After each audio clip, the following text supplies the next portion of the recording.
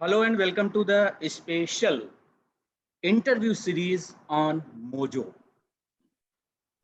Mojo अर्थात mobile journalism, इसकी जो स्पेशल इंटरव्यू सीरीज हम कर रहे हैं जिसमें in depth interview with industry experts, यानी ऐसे लोगों के साथ इंटरव्यू कर रहे हैं जो इंडस्ट्री में काम कर रहे हैं, बेहतरीन काम कर रहे हैं, जो कि हमारी रिसर्च के लिए बेहद आवश्यक है। तो एक ऐसी ही जानी मानी रिपोर्टर और करस्पॉन्डेंट अब हो गई हैं, 10 साल का एक्सपीरियंस रखती हैं, जी न्यूज से अभी जुड़ी हुई हैं, रूफी जैदी। बहुत बहुत स्वागत है और बहुत बहुत धन्यवाद अपना समय देने के लिए।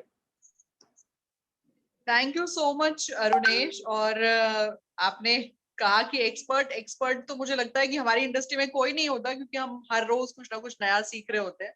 लेकिन जितना मैं जानती हूँ उतना जरूर आपके साथ शेयर करूंगी मोबाइल जर्नलिज्म को लेकर। बिल्कुल। तो हम निरंतर कुछ ना कुछ नया सीखते रहते हैं, जैसे जैसे टेक्नोलॉजी डेवलप होती रहती है वैसे हम लोग कुछ ना कुछ नया सीखते रहते हैं। तो रूफी, जैसा कि आप जानती ही हैं, आप खुद एक रिपोर्टर हैं, तो जब से ये स्मार्टफोन हमारे हाथ में आ गया है तब से काफ़ी कुछ मीडिया जगत में बदलाव आया है। तो पहला सवाल मैं आपसे यही जानना चाहूँगा कि आपको क्या लगता है कि टीवी रिपोर्टिंग पर खास तौर पर स्मार्टफोन के आ जाने के बाद क्या बदलाव आपको नज़र आता है? स्मार्टफोन आने के बाद अगर आप रिपोर्टर के तौर पर मुझसे पूछेंगे तो चीजें बहुत बदल गई हैं। पहले के मुकाबले ज्यादा प्रेशर भी एक रिपोर्टर पर होता है, क्योंकि जब तक आप जाते हैं और कैमरा लेकर जाते हैं, कोई शूट करते हैं, उससे पहले जो वीडियोस हैं वो अलग अलग प्लेटफॉर्म्स पर ट्रेंड करने लगते हैं। तो आपको भी उतना ही हैंडी होना पड़ता है और आपको भी उसी मोबाइल को अपना हथियार बनाना पड़ता है। और फिर जो मोबाइल जर्नलिज्म है उसकी भूमिका बहुत अहम हो जाती है।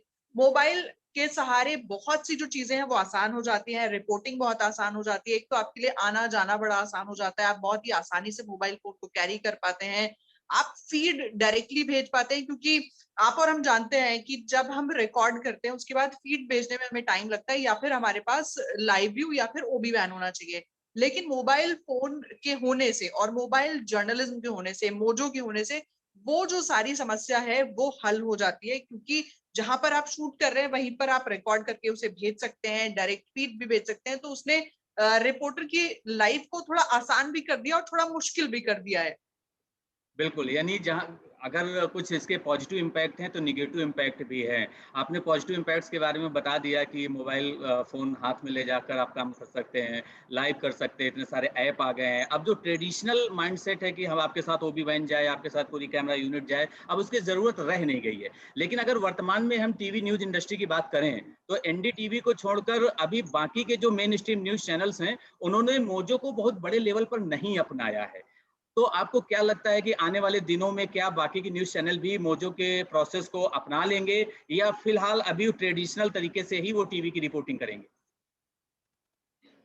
मैं म्यूट हो गया। मोबाइल जर्नलिज्म लेकर मोबाइल जर्नलिज्म को लेकर हम एक मिक्स्ड अप्रोच अपनाते हैं, जहां पर हमारे पास कुछ मोजो भी है और बाकी जो चीजें हैं वो हम कैमरा से शूट करते हैं। उसमें डिफरेंशिएट करना होता है कि कहाँ पर मोजो की जरूरत है और कहाँ पर आपको कैमरा की जरूरत है। तो मोजो बहुत अच्छा है अगर हमें किसी के साथ इंटरव्यू करना है, गेस्ट को लाइव बिठाना है, उसके लिए बहुत ही आसान है।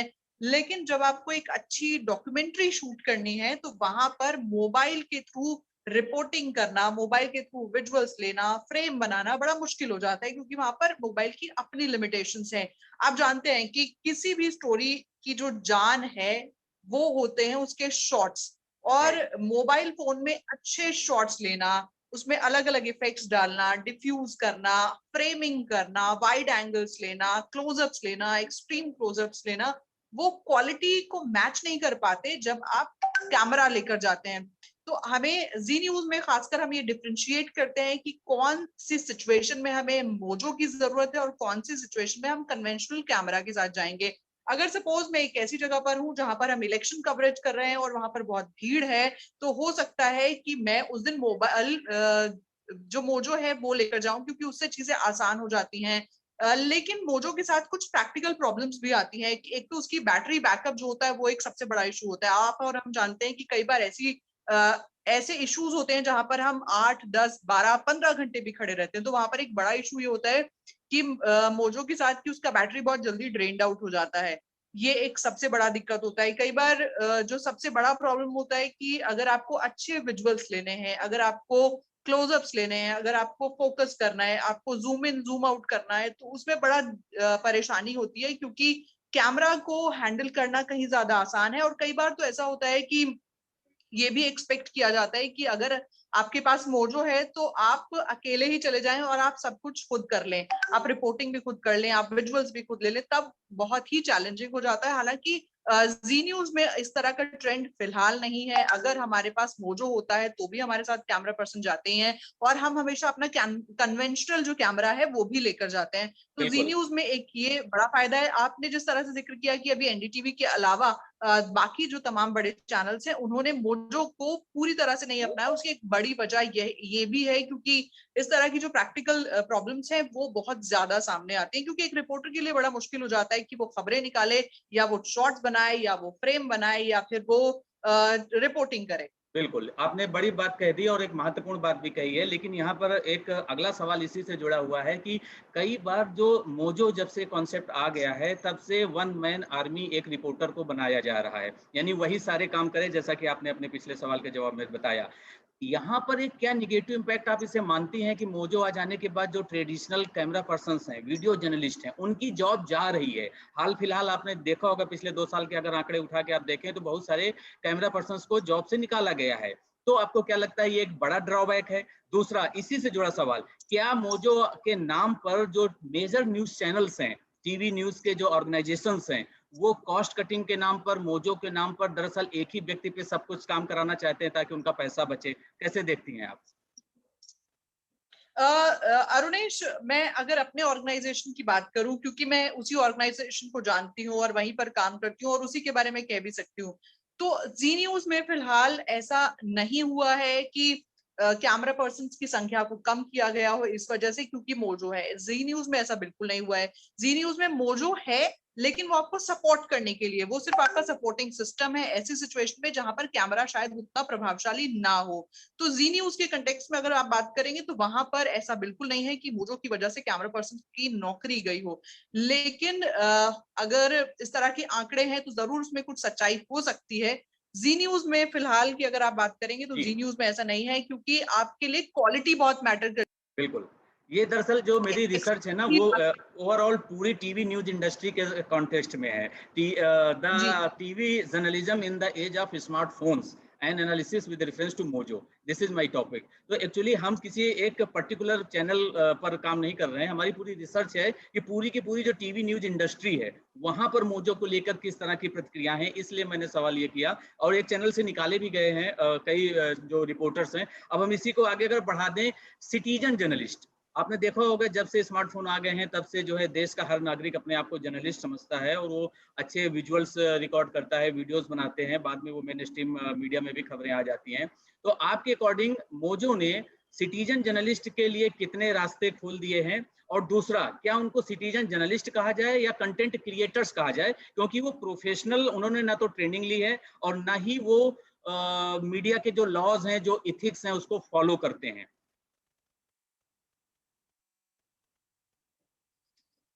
अरुणेश, एक बहुत अच्छा सवाल आपने किया है, और इन दिनों सबसे ज्यादा ट्रेंड में है जो रॉ वीडियोस आते हैं, जो रॉ फुटेज आते हैं, जो जिस तरह से आप कह रहे हैं जिन्हें हम सिटीजन जर्नलिस्ट कहते हैं या कंटेंट क्रिएटर कहते हैं, उनके थ्रू जो वीडियोस आते हैं वो भी बहुत ट्रेंड में हो जाते हैं। कई बार हमने एक वीडियो देखे हैं कि अगर एडमिनिस्ट्रेशन से कोई जुड़ा हुआ वीडियो है, वो किसी सिटीजन ने शूट किया, उसके बाद वो वायरल हो जाता है और फिर उस पर टीवी पर 1 घंटे 2 घंटे के शोज बन रहे होते हैं। अगर आप कंटेंट क्रिएटर की बात करेंगे तो सबसे बड़ा एग्जाम्पल बाबा का ढाबा, जो हमने बिल्कुल। पहले लॉकडाउन के बाद देखा था, कि वो एक ब्लॉगर ने बनाया, एक यूट्यूब ब्लॉगर ने बनाया, और उसके बाद वो इतना जबरदस्त ट्रेंड हुआ कि हर न्यूज चैनल ने उस स्टोरी को किया, और स्टोरी को मैंने भी कवर किया था। और जब मैंने फेसबुक लाइव किया वहां से, तो उसमें मिलियंस ऑफ सब लाइक्स थे, 10 मिलियन से ज्यादा जो लाइक्स थे वो हमारे वीडियो को मिले थे। तो ये बताता है कि कितनी ताकत होती है रॉ वीडियोस में, कितनी ताकत होती है सिटीजन जर्नलिस्ट के वीडियोस में, और कितनी ताकत होती है कंटेंट क्रिएटर्स के वीडियोस में। तो एक ये बड़ा एस्पेक्ट बन गया है। और पहले स्टोरीज हमारे पास आती थी और फिर हम स्टोरी करते थे और फिर वो वायरल होती थी। लेकिन अब जो सर्कल है वो उल्टा हो गया है। अब ऐसा होता है कि स्टोरी पहले वायरल होती है और उसके बाद जो न्यूज चैनल्स है वो स्टोरी कर रहे होते हैं। ऐसे बहुत सारे वीडियोस हैं जो हमने देखा है, चाहे वो अलग अलग जिले के अधिकारियों के हों, चाहे वो नेताओं के हों, या फिर वो टीवी एक्ट्रेस के हों, फिल्म एक्ट्रेस के हों, या फिर ऐसे ही ह्यूमन टच वाले वीडियोस हैं जो हमने लगातार देखे हैं, जो वायरल हो जाते हैं और उसके बाद टीवी चैनल्स उस पर स्टोरीज कर रहे होते हैं। बिल्कुल। तो इसमें अगला सवाल हमारा ये है, क्योंकि हमने न्यूज़ गैदरिंग की बात कर ली, आप खुद रिपोर्टर रहे हैं, आपने ट्रेडिशनल कैमरा पर्सन के थ्रू भी रिपोर्ट्स की हैं और मोजो के थ्रू भी किया है। तो दोनों में आप क्या डिफरेंस पाती हैं? पहला सवाल। और दूसरा इसी से जुड़ा हुआ कि न्यूज़ गैदरिंग के बाद एक स्टेप हम आगे चलें, बात करें न्यूज़ प्रोडक्शन की, क्योंकि बहुत सारे ऐप आ गए हैं जिनके थ्रू आप अपना वीडियो एडिट कर सकते हैं, और न्यूज़ प्रेजेंटेशन यानी एंकरिंग। तो from news gathering to production to anchoring, what do you think Mojo is actually helpful, or it's not so good in terms of quality as comparison to the traditional TV medium? Arunesh, बिल्कुल जायज आप बात उठा रहे हैं। सबसे जरूरी ये होता है कि आपको ये डिसाइड करना है कि कहाँ पर आपको मोजो की जरूरत है और कहाँ पर आपको कन्वेंशनल कैमरा की जरूरत है। कैमरास जो आजकल हैं मोजो में, वो उसकी क्वालिटी भी काफी अच्छी है और आप उसको साथ में एडिट भी कर सकते हैं, उस पर वीओ भी लगा सकते हैं, उसमें एंकर लिंक्स पे रिकॉर्ड कर सकते हैं और वो साथ में आपकी जो फीड है भी चली जाएगी। अब जरूरत इस बात की है कि आपको ये डिसाइड करना होगा कि कितनी अर्जेंसी है आपको उस शो को भेजने की, उस फीड को भेजने की, और किस तरह की आपको फ्रेमिंग की जरूरत है, किस लोकेशन पर आप हैं। ये सारी चीजों को ध्यान में रखते हुए आप स्मार्टली ये डिसाइड करते हैं कि आपको किस चीज की जरूरत है। कहीं पर मोजो बहुत कारगर होता है और वो आपके कन्वेंशनल कैमरा से ऊपर आपको नजर आता है, लेकिन कई जगह मोजो आपके लिए लिमिटेशन भी खड़ी करता है। तो ये एक जरूरत होती है एक रिपोर्टर को, एक प्रोड्यूसर को, या आपके जो लीड्स हैं उनको डिसाइड करने की कि कहाँ पर आप कैमरा का इस्तेमाल करेंगे और कहाँ पर आप मोजो का। लेकिन ये बात बिल्कुल सही है कि कुछ सिचुएशन में जो काम आप मोजो से कर सकते हैं बहुत आसानी से, वो आप कैमरा से नहीं कर पाते हैं। और कुछ जगह पर जहां पर आपको क्वालिटी चाहिए, जहां पर आपको डिफरेंट फ्रेम्स चाहिए, वहां पर जो आप काम कन्वेंशनल कैमरा से कर पाएंगे वो आप मोजो से नहीं कर पाएंगे। तो ये कहना मुझे लगता है कि गलत। म्यूट हो गया वो आपका एक दिन माइक। मोजो पर हो जाएगी। जी। तो यानी न्यूज़ गैदरिंग से लेकर न्यूज़ प्रोडक्शन और न्यूज़ प्रेजेंटेशन तक मोबाइल फ़ोन्स का इस्तेमाल किया जा सकता है, स्मार्टफ़ोन्स का प्रयोग किया जा सकता है, क्योंकि इसमें बहुत ही अच्छे क्वालिटी के कैमरास भी आते हैं। अगला सवाल मेरा इसी से जुड़ा है, जैसा कि आपने बताया कि टीवी न्यूज़ चैनल्स में थोड़ा-सा कम यूज़ मोजो का प्रैक्टिस में कम है। एनडीटीवी बिल्कुल है, लेकिन बाकी चैनल दोनों ही ऑप्शन रख रहे हैं। मोजो पे थोड़ा कम डिपेंडेंट है, ट्रेडिशनल जो उनका न्यूज़ कवरेज का तरीका है, उस पे ज़्यादा ध्यान दे रहे हैं। तो लेकिन अगर हम डिजिटल जर्नलिज्म की बात करें, आजकल बहुत सारे यूट्यूब के न्यूज़ चैनल्स हो गए हैं, बहुत सारी न्यूज़ की वेबसाइट्स आ गई हैं, इन शॉर्ट्स जैसे ऐप आ गए हैं। वो लोग जितना भी है news gathering to production to presentation, ये तीनों फेजेस में वो वही करते हैं, स्मार्टफ़ोन का प्रयोग करते हैं। तो आपको क्या लगता है डिजिटल जर्नलिज्म के लिए स्मार्टफ़ोन्स कितना ही हेल्प करता है? डिजिटल जर्नलिज्म के लिए ये कहा जा सकता है अरुणेश कि मोजो परफेक्ट है, क्योंकि वहां पर आपको जिस तरह का कंटेंट चाहिए वो आप आसानी से मोजो के जरिए शूट कर सकते हैं, उसका प्रोडक्शन कर सकते हैं और उसको ऑन एयर कर सकते हैं, अपने प्लेटफॉर्म पर डाल सकते हैं। तो फॉर मी डिजिटल के लिए एकदम थम्स अप है मोजो को, और बिल्कुल। डिजिटल के लिए बिल्कुल परफेक्ट कहा जा बिल्कुल सकता है। परफेक्ट है, लेकिन इसमें एक सवाल ये भी उठता है कि जिस तरीके से प्रेस काउंसिल ऑफ इंडिया है प्रिंट मीडिया के लिए, एनबीए है न्यूज़ चैनल्स के लिए, आपकी नज़र से क्या ऐसी कोई सेल्फ रेगुलेटरी अथॉरिटी होनी चाहिए डिजिटल जर्नलिज्म के लिए भी?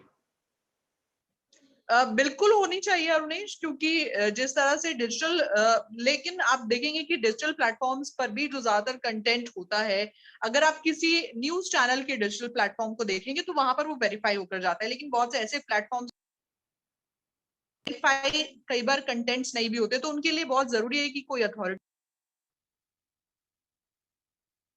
माइक म्यूट हो रहा है। जी, अब आखिरी सवाल आपसे ये है कि what is the future of mobile journalism in India according to you? आपके अनुसार भविष्य कैसा है हमारे मोबाइल जर्नलिज्म का?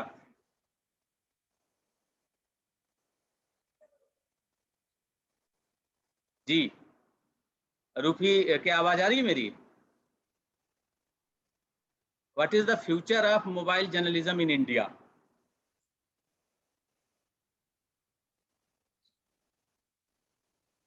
आवाज नहीं आ रही? जी अरुणेश, जिस तरह से हम अभी बात कर रहे हैं कि किस तरह का फ्यूचर है जर्नलिज्म का, एक सबसे बड़ी प्रॉब्लम जो अभी हमने फेस की वो होते हैं टेक्निकल ग्लिचेस। तो इस तरह के जो टेक्निकल ग्लिचेस हैं वो आपको मोबाइल जर्नलिज्म में जरूर फेस करने को मिल सकते हैं, जो आपको कन्वेंशनल में नहीं करते हैं। लेकिन जाहिर सी बात यह है कि जो मोबाइल जर्नलिज्म है उसका फ्यूचर आपको ब्राइट नजर आएगा, और आने वाले दिनों में आपको ज्यादा से ज्यादा इस्तेमाल मोजो का देखने को मिल सकता है। जो कई चैनल्स हैं वो आपको आने वाले दिनों में मोजो का ज्यादा इस्तेमाल करते हुए नजर आएंगे, ये मुझे बीइंग अ रिपोर्टर लगता है।